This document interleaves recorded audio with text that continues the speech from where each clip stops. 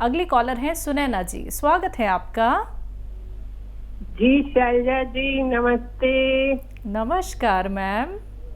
आप हमेशा सुखी रहें, स्वस्थ रहें, खुश रहें। और हकीम भाई साहब, आपको मेरी बहुत प्यार भरी नमस्ते, बहुत सारी दुआओं के साथ। भाई साहब, स्वागत आपका, बहुत बहुत धन्यवाद। जिस प्रकार गहन अंधकार में, मध्य रात्रि में गहन अंधकार हो और रास्ता भटक जाए मनुष्य, उस वक्त एक लालटेन की रोशनी जो होती है वो मनुष्य की आंखों में रोशनी ला देती है और वो उत्साहित हो जाता है और उस रोशनी के सहारे वो अपने गंतव्य स्थान पर पहुंच जाता है। ठीक उसी प्रकार आपके नुस्खों द्वारा हम रोग मुक्त, आप अपने जो नुस्खे बताते हैं उससे हमारा मार्गदर्शन करते हैं, उससे हमारे जीवन में उजाला आता है और हम बहुत उत्साहित हो जाते हैं। आज भाई साहब मैंने इसलिए फोन किया है, आज मैं बहुत खुश हूँ आपकी दुआ से, आपके मार्गदर्शन से, क्योंकि मैंने अपने अनुभव से, आपके बताए हुए अनुभव से, अपने अनुभव से नहीं, आपके बताए हुए अनुभव से अपनी मेड को बहुत राहत दी है। वो बहुत खुश थी, आज कह रही थी आंटी आपकी जो दवा थी उससे मैं बिल्कुल ठीक हो गई हूँ, मैं तो सोच रही थी डॉक्टर के पास जाना पड़ेगा, पता नहीं कितनी फीस लगेगी जी। और उसके बेटे को खुजली हो गई थी, उसके लिए भी वो जा रही थी, तो मैंने कहा नहीं मत जा, ये ले, उसको सोडा पानी में एक चुटकी मिला के दे दे और पानी में पिला दे, उसको भी राहत मिल गई।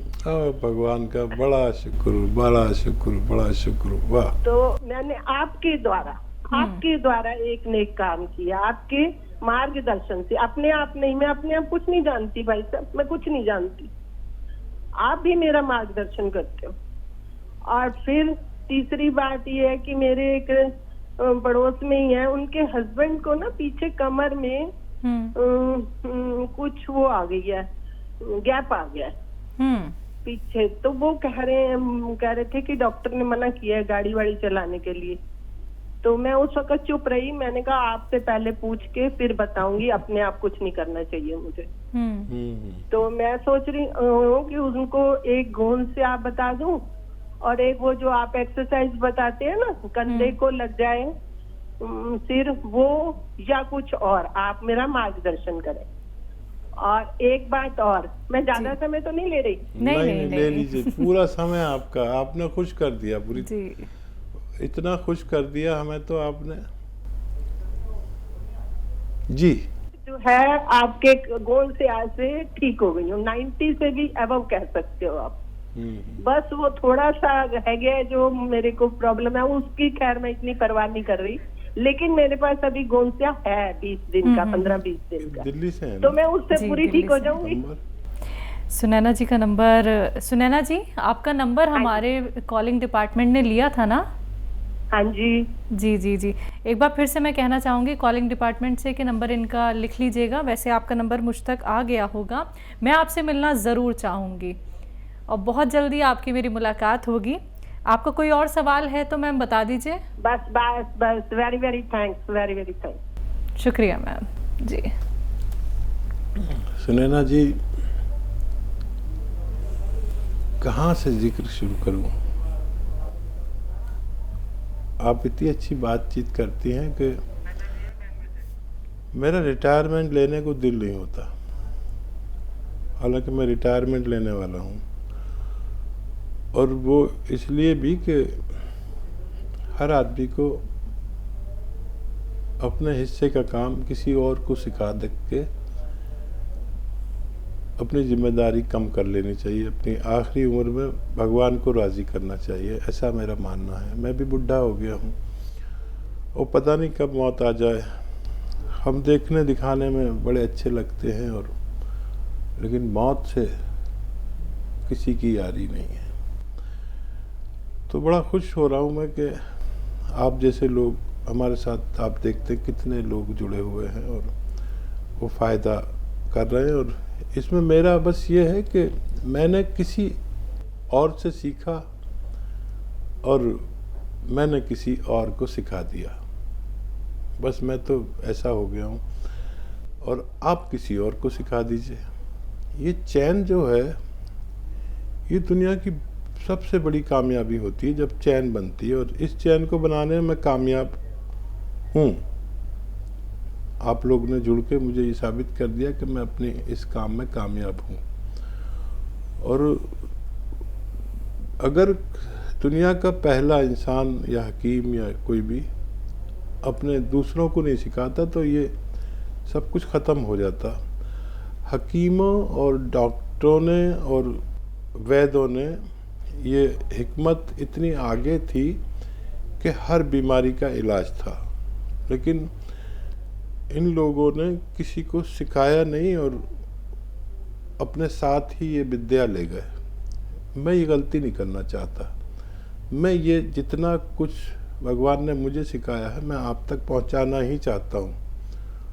आप कुछ भी करें, विश्वास करें ना करें, लेकिन बार बार कह के आप तक मैंने ये बात पहुंचाई है और आपने दूसरों तक ये काम शुरू कर दिया। बस मुझे इस बात की खुशी है कि एक गरीब मैट के बच्चे को भी आपने फ़ायदा पहुंचा दिया और उनको भी फ़ायदा पहुंचा दिया। यही मैं चाहता हूं कि हर घर में एक मुझ जैसा हकीम पैदा हो जाए, ताकि मेरी मौत के बाद किसी को मेरी ज़रूरत ना रहे। हर घर में एक वैद्य हो जो मेरी बराबर विद्या रखता हो, इल्म रखता हो और ऐसे ही फ़ायदा करता रहे। बस यही मेरी तमन्ना थी, जो मेरी तमन्ना पूरी होती जा रही है। और ये सारे नुस्खे फेसबुक पर, यूट्यूब पर मैंने शेयर कर लिए हैं और ये शेयर कर लेने चाहिए, ताकि मेरे बाद भी लोग अगर देखें तो मेरी ज़रूरत ना पड़े और फेसबुक से ले लिया करें। लेकिन जो ये मुजर्रब होते हैं, यानी वो तजुर्बा जो आपने करके देखा अपने ऊपर, अपनी मैट पर, उसके बच्चे पर, और जो आप नया तजुर्बा करेंगे जिनके कमर में प्रॉब्लम है, तो इसका भी इलाज है। चाहें तो आप उन्हें गौनसिया दें 2 टाइम आधा ग्राम, और चाहें तो और भी कोई बीमारी हो तो उसकी दवा भी साथ में दे सकते हैं। कुछ चल रही हो तो वो भी चलने दें। बस वही 2 बातें जो मैं अक्सर आपसे कहता हूँ कि वेस्टर्न टॉयलेट यूज़ करें और महिलाएं झाड़ू पोंछा ना करें, वज़न ना उठाएं, तो ऐसे बीमार जो भी आपके पड़ोसी हैं उनको भी फ़ायदा होना मुमकिन है। कुछ ही दिन बाद वो गाड़ी वगैरह सब चला सकते हैं। बहुत शुक्रिया हमारे साथ जुड़ने के लिए। जी, अगले कॉलर हैं मुंबई से हमारे साथ यादव जी, स्वागत है आपका। हाँ जी सर, सवाल कर लीजिए। हाँ सर, मैं श्याम बदन यादव थाना से बोल रहा हूँ। हाँ हाँ सर, मैंने आपका वो नमक जैतून मंगाया है। जी जी तो जी, मैं ले रहा हूँ। बोलते रहिए। तो मैं और वो गौनसिया मैंने अपने भाई के लिए मंगाया था। उधर जाऊँ जरा यार। फ़ायदा है कुछ? जी सर। क्या कहना चाहते हैं? कहना ये चाहता हूँ कि मैंने गांव में गया था तो वहाँ मैंने अपने भाई के लिए गौनसिया मंगाया था। तो उनको मैं दवा मंगाया, उसके 1 हफ्ते के अंदर उनको मतलब ये कि ब्रेन हेमरेज हो गया। दिमाग की नस फट गई थी तो ऑपरेशन हो गया उनका। ठीक है। तो वो दवा मतलब जो आपकी मंगाया तो चालू नहीं कर पाया। मैं बोला हो सकता है कोई नुकसान करे ऑपरेशन के बाद। ठीक है, मैं समझ गया। तो मैंने ऐसे ही रख दिया है। ठीक है, आप मेरा जवाब सुन लीजिए। डॉक्टरों का इलाज उनका चल रहा होगा, वो इलाज देते रहिए और ठीक 10-15 दिन बाद आधा ग्राम गौनसिया एक बार देना शुरू करें और 1 चुटकी नमक जैतून, 1 चुटकी खाने का सोडा पानी में मिलाएं और इस पानी से आधा ग्राम गौनसिया देना शुरू करें और 5-6 महीने तक लगातार दें तो उन्हें फ़ायदा होना मुमकिन है। हमारे साथ कमलेश जी हैं पंसारा गांव से, स्वागत है आपका मैम। हाँ जी, नमस्कार मैम। जी नमस्कार। हकीम जी नमस्कार। जय हिंद, स्वागत जी आपका बहुत बहुत। हाँ जी सर, मेरे ना कमर में बहुत ज्यादा दर्द है, बिना सहारा लिए भी मतलब भी बैठा नहीं जाता। अच्छा, कब से है? ये तो 1-2 साल हो गए सर। दवाई भी खाई, गोंसिया खाया, और सीनापैल और टी केयर कैप्सूल खा रही। अच्छा, कुछ फायदा हुआ था? हाँ जी, फायदा होया, दोबारा तो फिर हो गया सर। अच्छा, पहले बिल्कुल ठीक हो गए थे आप? हाँ जी, हाँ जी। ठीक है, ठीक है। तो देखिए, अभी हम यही बात कर रहे थे कि जो दर्द आपका ठीक हो गया है, हाँ जी, या तो हमारी गलती से या किसी और वजह से दोबारा भी हो सकता है। मैं अभी ये कह रहा था, आप सुन रहे होंगे प्रोग्राम में, कि जब हमें तकलीफ़ होती है और डॉक्टर हमें दवा देता है तो वो कहता है ठंडी चीज़ मत खाना, ठंडा पानी मत पीना, नज़ले की दवा दे देता है, तो हम कुछ दिन तो इग्नोर करते हैं और फिर एकदम जैसे ही हम ठीक होते हैं तो दोबारा का वही सब करने लगते हैं। तो आपको एहतियात है, अभी कुछ दिन आप गौंसिया लेते रहें, और अगर दर्द ज़्यादा हो गया है तो 5 दिन दर्द की दवा के साथ में लें। और वही सब मेरी आपसे मेरा अनुरोध कि वज़न ना उठाएं, वेस्टर्न टॉयलेट यूज़ करें, और झाड़ू पोंछा बिल्कुल ना करें कुछ दिन तक। और अगर आप जल्दी ठीक हो गए थे, कि कोई जल्दी भी ठीक हो जाए, अगर कोई 15 दिन में अच्छा हो जाए तो उसे 3-4 महीने दवाई खाना ज़रूरी है, ताकि वो रोग जड़ से निकल जाए। हकीम साहब, अगर मैं बात करूं यहाँ पे चिलगोज़ा गोंद के बारे में, उसको खा के तो आराम मिल रहा है, लेकिन कई बार ये भी देखा जाता है कि सोचते हैं कि ज़्यादा मात्रा कर लेते हैं तो और जल्दी आराम मिल जाएगा, तो इस तरह से क्या हमें करना चाहिए?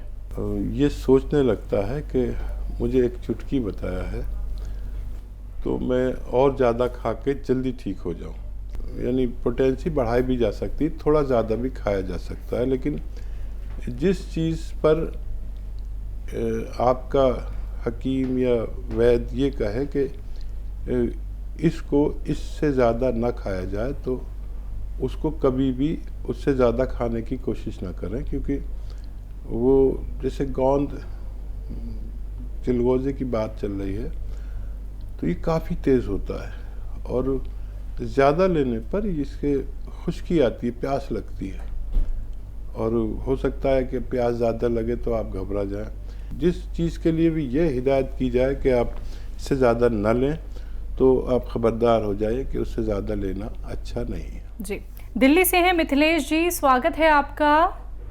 नमस्कार मैडम। जी नमस्कार मैम।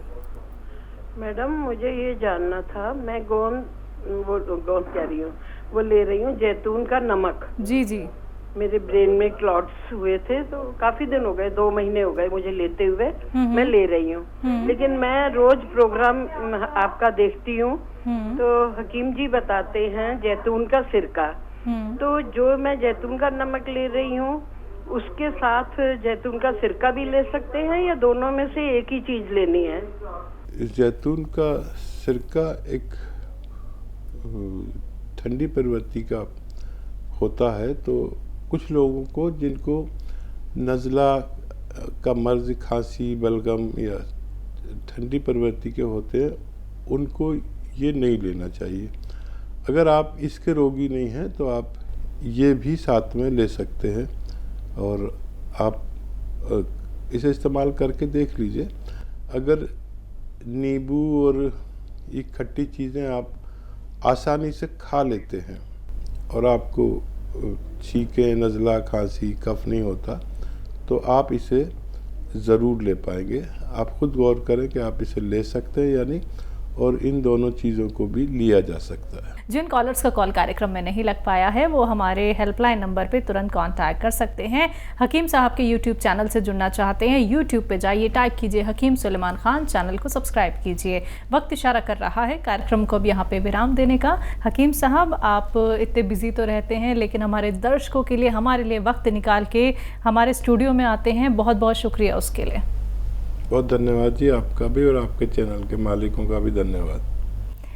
तो दर्शकों, सेहतमंद रहिए, स्वस्थ रहिए, इसी आशा के साथ अब मुझे दीजिए इजाजत। नमस्कार।